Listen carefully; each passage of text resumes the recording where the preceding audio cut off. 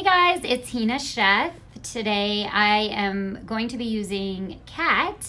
Say hello, Kat. Hello. She is going to be helping us demonstrate what I think are 5 yoga poses that are helpful for all runners. And with the Philadelphia Marathon coming up soon, I thought this would be helpful for some of you guys who might want to use a flow of stretches that you can do before and after your runs to help in recovery, prevention as well as recovery of any tightness or issues that you might have.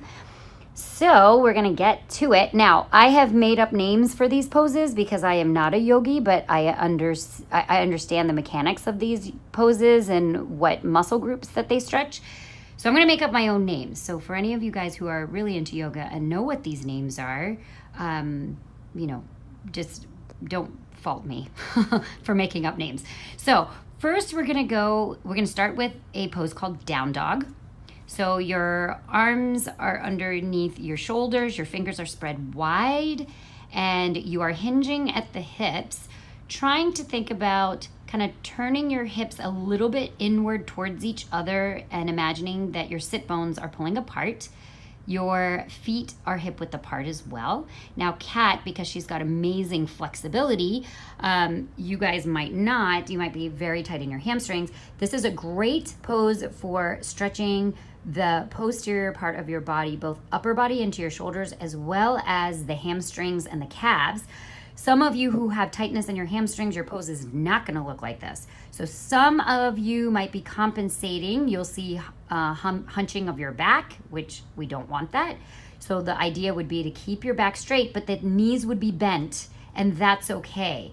And the goal would be to, over time, to lengthen through by stretching the knees, as long as you can keep your upper body in this V formation because you're hinging at the hip. Now, some of you, if it's really tight, you can get a little bit more in your calf by doing walking dog, which is bending the knee one over the other. Okay? And you can stay in this pose pretty much as long as you want, but usually about 30 seconds to a minute is good enough. And from here, we're going to go into a half kneel lunge, runner's lunge, so the knee is down. And from here, again, you would tuck your tailbone in. Your abdominals would be held in a little bit taut. And then Kat is going to grab the back of her ankle, and she's going to get a good quad stretch in with this, as well as a hip flexor, the upper hip flexors stretching. And again, you can hold this pose for 30 seconds. From here, she's going to go into what's called a crescent lunge, where the leg is back, but your bottom knee is up in the air versus kneeling down. Again, you would tuck your tailbone under, tuck the abdominals tight, and if you feel comfortable with your balance, you can bring your arms overhead and then stretch back a little bit. If you have any back issues, just be careful with this. And again, you'll get the hip flexors in the front, you'll get the abdominals, as well as through the latissimus muscles or the shoulder muscles. Okay, and then from here, she's going to go into another pose called triangle. So the front leg will be pointing to the side, the back leg, the toes are pointing forward. And again, she's hinging at the hip. She rotates her body. The upper arm comes up if you feel comfortable. If you cannot go this deep, then you can keep your arms up over on the shin if you need to.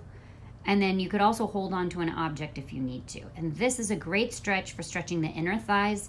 It's a good one for stretching the side of the trunk. Gets a little bit of the upper abdominals where they attach up into the pelvis. It also gets a little bit of your shoulder and through the rib cage. And you want to practice your breathing techniques in through here because it'll stretch through the intercostals of the ribs as well. And then from here, we're going to go into another stretch, which I have no idea what the name is, but I'm going to make it up. It's called the standing gentleman's pose, which is going to get your hip rotators and another muscle called your piriformis. Now, this one does require some balance. So if you don't have good balance, then you can hold on to a tree or a wall if you're doing this at home, or anything, and then lean down, and then you can use that as support as you go into the stretch, and then you can lean forward and hinge at the hip to get a little bit more. Okay? So I hope these are beneficial for you guys. Try them. You can use it as a flow. All these stretches flow into the next. So hopefully you'll find them helpful, and you guys good luck on any of your races coming up soon, or even on your own personal runs. Take care.